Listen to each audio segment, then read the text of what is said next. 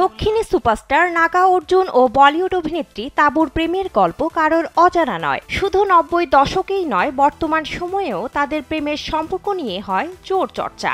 জানা যায়, বিবাহিত হওয়া সত্ত্বেও তাবুর সঙ্গে টানা 10 বছর প্রেমের সম্পর্কে ছিলেন নাগা অর্জুন।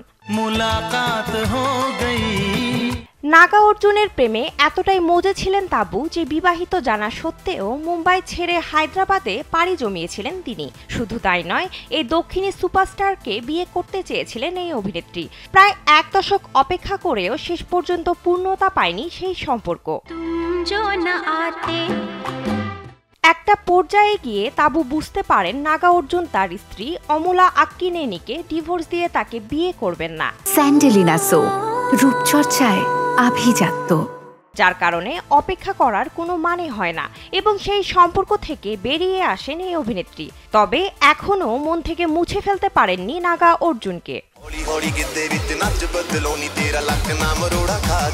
সম্প্রতি এক সাক্ষাৎকারে তাবুকে নাগা অর্জুন প্রসঙ্গে প্রশ্ন করা হলে অভিনেত্রী বলেন, জীবনে অনেকেই এসেছে আবার চলে গিয়েছে, কিন্তু নাগা অর্জুন আমার অন্যতম কাছের মানুষ। তিনি আমার খুব ভালো বন্ধু। তবে নাগা অর্জুন ও তাবুর গুঞ্জন চলাকালীন সময়ে একবার মন্তব্য করেছিলেন স্ত্রী অমলা আক্কিনেনি। তিনি বলেন, তাবুর সঙ্গে যোগাযোগ আছে, আমি জীবনে খুব সুখী। আমার স্বামীকে নিয়ে এ ধরনের কোনো চর্চাকে একেবারেই সমর্থন করি না। আমি চাই আমার সংসার এসবের থেকে দূরে থাকুক।